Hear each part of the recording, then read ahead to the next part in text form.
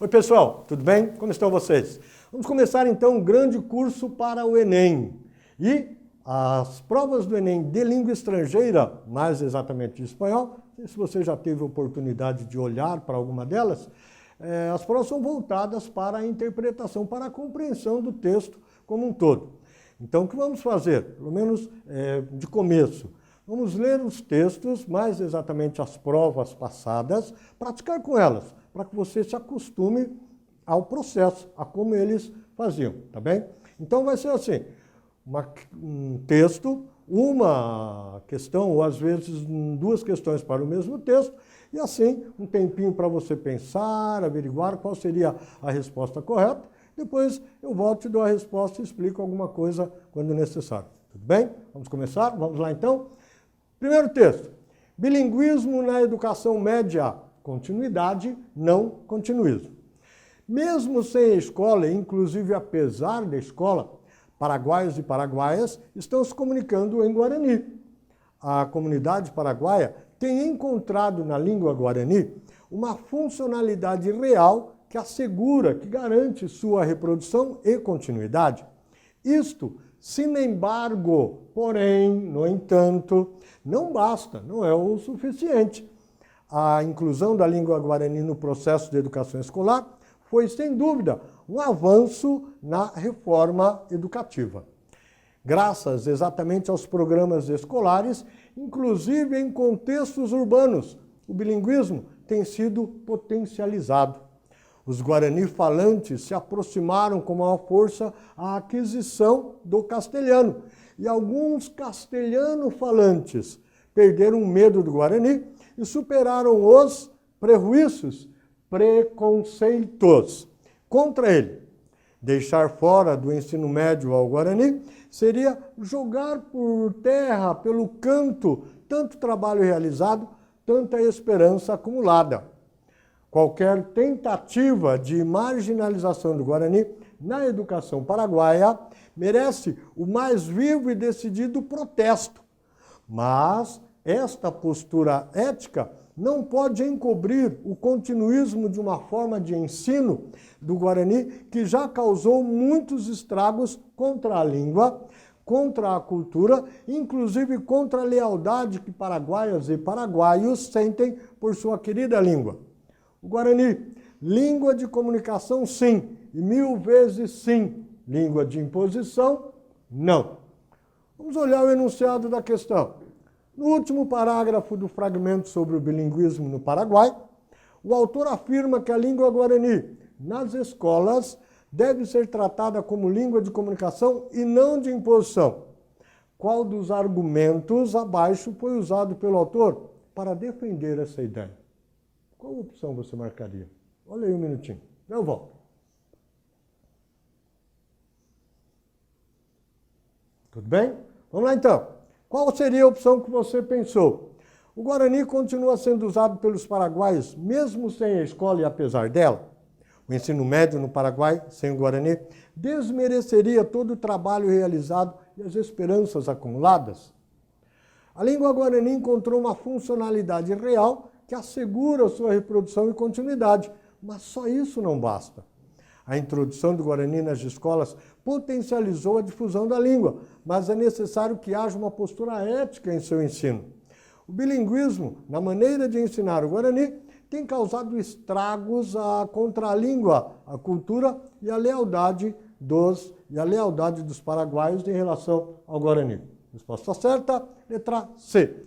A língua guarani encontrou essa funcionalidade real que garante a reprodução e continuidade, mas isso não é o bastante. Por isso que ele fala que tem que continuar ensinando nas escolas.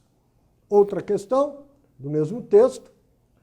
Em alguns países bilíngues, o uso de uma língua pode se sobrepor a outra, gerando uma mobilização social em prol da valorização da menos proeminente.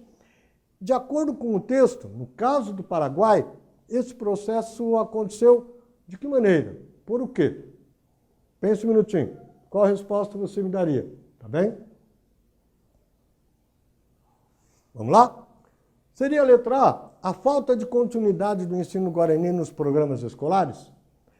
Preconceito existente contra o Guarani, principalmente nas escolas? A esperança acumulada na reforma educativa da educação média? Inclusão e permanência do ensino do Guarani nas escolas? Continuismo do ensino do castelhano nos centros urbanos? Qual você marcou? Correto. A letra D. A inclusão e a permanência do ensino do Paraguai, do Guarani, nas escolas paraguaias. Tudo bem? Vamos lá. Agora, outro texto. Os animais. Na União Europeia, desde 1º de outubro de 2004, o uso do passaporte é obrigatório para os animais que viajam com seu dono em qualquer companhia. Aviso especial. Na Espanha, os animais devem haver sido vacinados contra a raiva antes de seu dono solicitar a documentação. Consultar um veterinário. Vamos olhar o enunciado? De acordo com as informações sobre aeroportos e estações ferroviárias na Europa, uma pessoa que mora na Espanha e queira viajar para a Alemanha com o seu cachorro deve fazer o quê? O que ele deve fazer? O que você marcaria? A letra A. Consultar as autoridades para verificar a possibilidade de viagem? Ter um certificado especial tirado em outubro de 2004? Tirar o passaporte do animal e logo, ou seja, em seguida vaciná-lo? Vacinar o animal contra todas as doenças? Vacinar o animal e depois solicitar o passaporte dele? A opção, letra E. Vacinar o animal e depois apenas solicitar o passaporte. Tudo bem? Vamos lá. Mais um texto. Deixar de fumar engorda, mas continuar fazendo-o também. Essa é a conclusão a que chegaram pesquisadores, lembra, investigadores, pesquisadores da Universidade de Navarra, que fizeram um acompanhamento de 7.565 pessoas durante 50 meses. Os dados se ajustaram por idade, sexo, índice de massa corporal inicial e estilo de vida, explicou o diretor do teste do ensaio, Javier Basterra Gortari, pelo que o único fator que fica é o tabagismo. O estudo foi publicado na revista espanhola de cardiologia. O tabaco é um anorexígeno, lembra o que é? Ou seja, que tira o apetite. Olha a seguir, olha lá entre parênteses. Tira o apetite. E por isso, as pessoas que deixam de fumar engordam, acrescenta Basterra Gortari. Isso faz muito mais relevante o achado, a descoberta do estudo. Posto em ordem, os que mais peso ganham são os que deixam de fumar. Depois, ou logo, os que continuam fazendo-o. E por último, os que nunca fumaram, indica o pesquisador. Por isso, o melhor para manter uma vida saudável é não fumar nunca, ele acrescenta. Vamos ver o enunciado? O texto jornalístico caracteriza-se basicamente por apresentar informações a respeito dos mais variados assuntos e seu título antecipa o tema que será tratado. Tomando como base o fragmento do texto que lemos, qual proposição identifica o tema central e poderia ser usada como título? Qual você marcaria?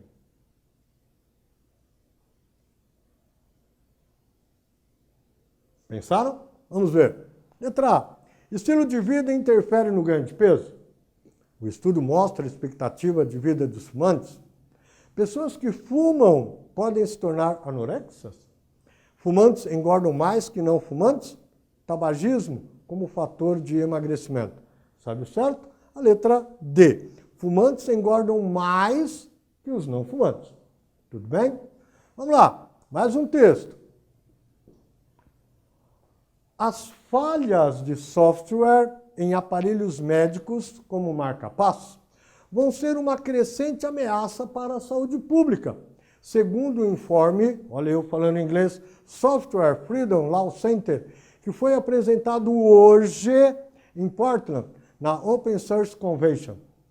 A proposta, a apresentação, a palestra Morto pelo Código, transparência de software nos dispositivos médicos implantáveis, aborda o risco potencialmente mortal dos defeitos de informática nos aparelhos médicos implantados nas pessoas. Segundo o SFLC, milhões de pessoas em condições crônicas do coração, epilepsia, diabetes, obesidade, inclusive a depressão, dependem de implantes. Mas o software permanece oculto aos pacientes e aos seus médicos. A SFLC recorda de graves falhas de informáticas ocorridas em outros campos, como nas eleições, na fabricação de carros, nas linhas aéreas comerciais e nos mercados financeiros. Vamos ver o enunciado? O título da palestra, citado no texto, antecipa o tema que será tratado e mostra que o autor tem a intenção de fazer o quê? O que você marcaria?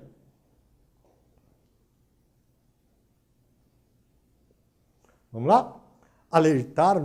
Relatar novas experiências no tratamento de saúde, alertar sobre os riscos mortais de determinados softwares de uso médico para o ser humano, denunciar falhas médicas na implantação de software em seres humanos, divulgar novos softwares presentes em aparelhos médicos lançados no mercado ou apresentar os defeitos mais comuns de softwares em aparelhos médicos. Qual que você marcou? A letra B. Alertar sobre os riscos mortais de determinados softwares em uso médico para o ser humano. Tudo bem?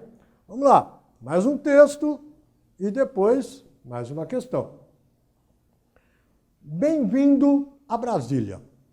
O governo do Brasil, por meio do Ministério da Cultura e do Instituto do Patrimônio Histórico e Artístico Nacional, o IPAM, dá as boas-vindas, bem-vinda, as boas-vindas aos participantes da 34ª sessão do Comitê do Patrimônio Mundial, encontro realizado pela Organização das Nações Unidas para a Educação, Ciência e Cultura, que nós conhecemos por UNESCO. Respaldado, apoiado pela Convenção do Patrimônio Mundial de 72, o comitê reúne na sua 34ª sessão mais de 180 delegações nacionais para deliberar, conversar, decidir sobre as novas candidaturas e o estado de conservação e de risco dos bens já declarados patrimônio mundial, com base nas análises do Conselho Internacional de Monumentos e Sítios, o ICOMOS, do Centro Internacional para Estudo de Preservação e a Restauração do Patrimônio Cultural, o ICROM, e também da União Internacional para a Conservação da Natureza, o IUCN. Muitas siglas, né? Vamos ver o enunciado. O Comitê de Patrimônio Mundial reúne-se regularmente para deliberar sobre ações que visem a conservação e a preservação do patrimônio mundial. Entre as tarefas atribuídas, delegadas às delegações nacionais que participaram da 34ª sessão do Comitê do Patrimônio Mundial, destaca qual ação que você marcaria? Seria a letra A, participação em reuniões do Conselho Internacional de Monumentos e Sítios. A B, realização da cerimônia de recepção da Convenção do Patrimônio Mundial. A C, a organização das análises feitas pelo Ministério da Cultura, do Ministério da Cultura brasileiro. A discussão sobre o estado de conservação dos bens já declarados patrimônios mundiais ou a estruturação da próxima reunião do Comitê do Patrimônio Mundial. Você marcou a letra D? Parabéns, você acertou. Letra D, eles têm como objetivo e tinha como função a discussão sobre o estado de conservação dos bens já declarados patrimônios mundiais. Outro texto, vamos a uma questão. Desmatupizar o turismo. Pois bem, devo comunicar agora uma das coisas interessantes em relação à interpretação. Por exemplo, a palavra desmatupizar não existe. Pode perguntar, ué, Marcos, como assim? Não existe? Os caras colocam lá? Pois bem, é uma palavra criada. Mas, claro, tem um prefixo ali, ó, o des. Lembra? Des. Descaracterizar, tirar a característica. Desbaratar, desarrumar, não é verdade? Então, esse des tem essa mesma característica também. Eu vou ler o texto e você vai ver você mesmo vai dar a interpretação, a tradução correta do que seria, a que corresponderia esse desmatupissar. De imediato já vou adiantando. É sobre uma área da América Latina fantástica. Você devia conhecer. Vamos lá. Desmatupissar o turismo. É já um lugar comum, é algo comum, escutar aquilo de que tem que desmatupissar o turismo no Peru e procurar visitantes nas demais atrações. E são muitas que tem no país, naturais e arqueológicas. Mas a cidadela Inca tem um imã inegável. A Câmara Nacional de Turismo considera que Machu Picchu significa 70% dos ingressos das entradas financeiras por conta do turismo no Peru, já que cada turista que tem como primeiro destino a cidadela Inca, Machu Picchu, visita entre 3 e 5 lugares a mais. A cidade de Cusco, a cidade de Arequipa, as linhas de Nazca, o lago Titicaca e a selva. E deixa no país uma média, uma média de $2.200, uns 1.538 euros. Carlos Canales, presidente de Canatur, indicou que a cidadela tem capacidade para receber mais visitantes que na atualidade, um máximo de 3.000 visitantes lá por dia. Com um sistema planejado de horários e rotas, mas não quis adiantar uma cifra ou um número.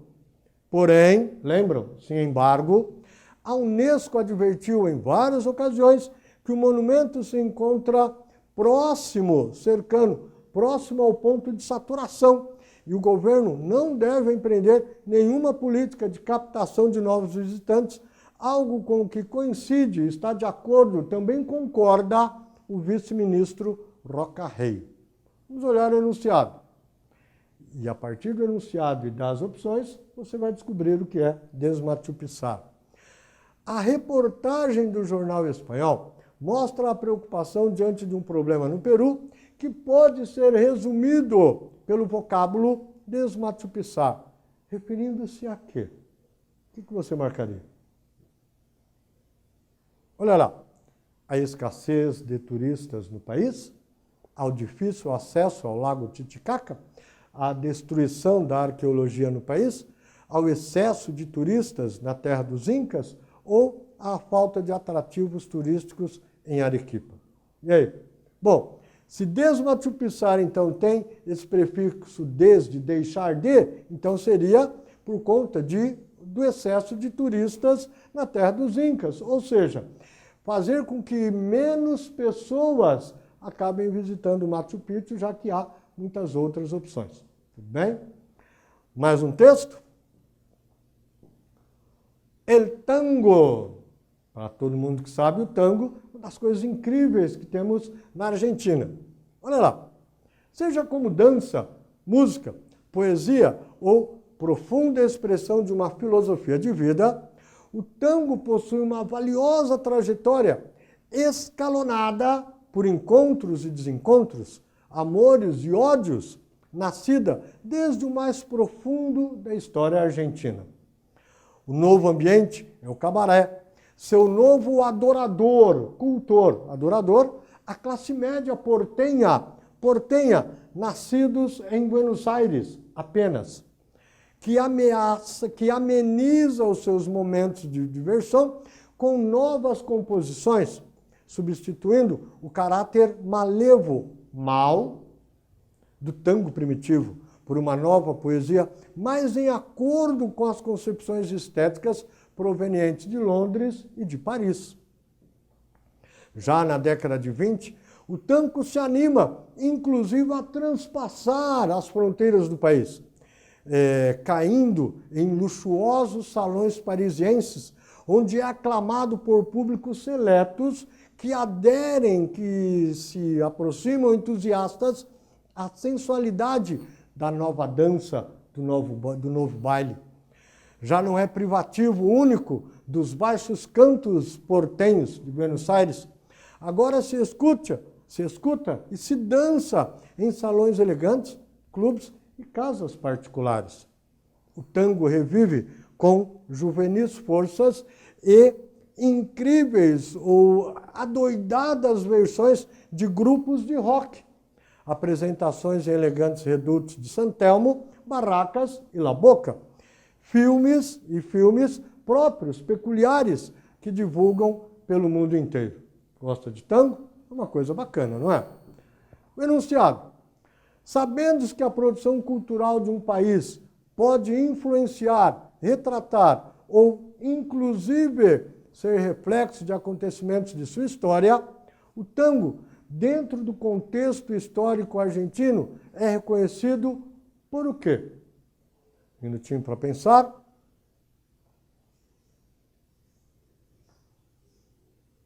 Que marcou? Manter-se inalterado ao longo de sua história no país, influenciar os subúrbios sem chegar a outras regiões, sobreviver e se difundir, ultrapassando as fronteiras do país, manifestar seu valor primitivo nas diferentes camadas sociais, ignorar a influência de países europeus como Inglaterra e França. Como se marcou? Se marcou a letra C, sobreviver e se difundir, ultrapassando as fronteiras do país, foi a opção correta. Tudo bem? Vamos ver mais um? Mais um texto. É possível reduzir o lixo, basura, lixo.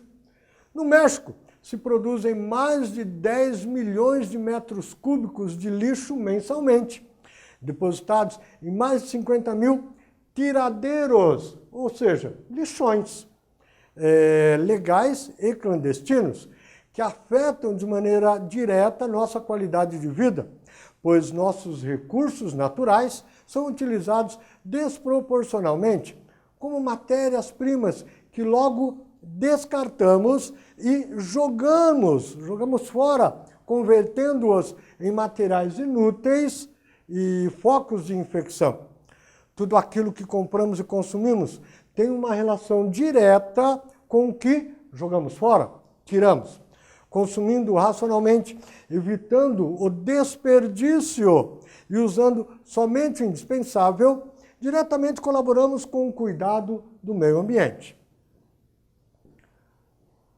Se o lixo se compõe de vários desperdícios, e se como desperdício não fosse tudo lixo, se separamos adequadamente, poderemos controlá-los e evitar posteriores problemas. Reciclar se traduz em importantes economias de energia, economia de água potável, economia de matérias-primas, menor impacto nos ecossistemas e seus recursos naturais e economia de tempo, dinheiro e esforço. É necessário saber para começar a atuar. Vamos ver o enunciado? A partir do que afirma o último parágrafo, é necessário saber para começar a atuar. Pode-se constatar que o texto foi escrito com a intenção de o quê? Qual opção você marcaria? Seria a letra A, informar o leitor a respeito da importância da reciclagem para a conservação do meio ambiente, indicar os cuidados que se deve ter para não consumir alimentos que podem ser focos de infecção, denunciar o quanto o consumismo é nocivo, pois é o gerador dos dejetos produzidos no México, ensinar como economizar tempo, dinheiro e esforço a partir dos 50 mil depósitos de lixo legalizados, alertar a população mexicana para os perigos causados pelo consumidor de matéria-prima reciclável, marcou a letra A, perfeito. A intenção do texto todo foi informar o leitor a respeito da importância da reciclagem para a conservação do meio ambiente. Combinados? Mais um texto, então. Todos do Enem. Cópia. Vamos lá.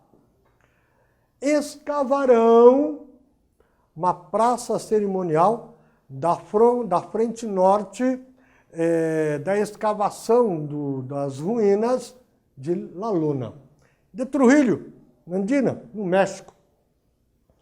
Após limpar os escombros do saque colonial e das escavações dos últimos anos, palavra Huaca é uma palavra bacana. Por quê? Porque ela remonta à ideia de escavação. Mas por que eu parei um minutinho nela? Porque eu já tenho, das escavações dos últimos anos na Huaca, na escavação, na descoberta do terreno de La Luna. Este ano se intervirá na praça cerimonial da Frente Norte, onde se localiza a grande fachada do sítio arqueológico localizado em Trujillo, La Libertad, que é o nome. Informaram hoje fontes culturais. Depois de várias semanas de trabalho, o material foi tirado do sítio arqueológico para poder apreciar, observar melhor a extensão e a forma do pátio que, segundo as escavações, serviu há uns 1.500 anos como cenário de estranhos rituais. Vamos lá, aqui. O co-diretor do projeto arqueológico Huaca, Escavações de Sol e La Luna, Ricardo Morales Gamarra, sustentou que com a zona limpa de escombros, os visitantes conhecerão a verdadeira proporção da imponente fachada, tal e como a conheceram Los Moches. Los Moches, uma comunidade, uma etnia que vivia na região antes do descobrimento. Por sua parte, o arqueólogo Santiago Seda, também co-diretor do projeto, diz que as escavações se iniciarão este ano para determinar que outros elementos compunham dita área. Há pouco nos surpreendeu encontrar um altar semicircular escalonado. Era algo que não esperávamos. Portanto, é difícil saber o que é que ainda está escondido na zona que exploraremos, indicou o Seda, a agência andina. Na escavação de La Luna, se localiza no distrito trujillano de Moche. É uma pirâmide de tijolo enfeitada em seus murais com impressionantes imagens mitológicas, muitas delas em alto relevo. O enunciado. O texto apresenta informações sobre um futuro trabalho de escavação em um sítio arqueológico peruano. Sua leitura permite compreender que a pirâmide Huaca de La Luna foi construída durante o período colonial peruano. O sítio arqueológico contém um altar semicircular bastante deteriorado. A pirâmide Huaca de La Luna foi construída com cerâmica. O sítio arqueológico possui um pátio que foi palco de rituais. O sítio arqueológico mantém escombros deixados pela civilização Moche.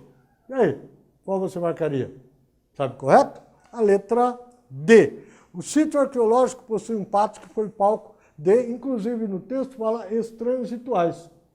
Pois bem, pessoal, terminamos nossa aula de hoje, né? Espero vocês logo, logo. Um abraço.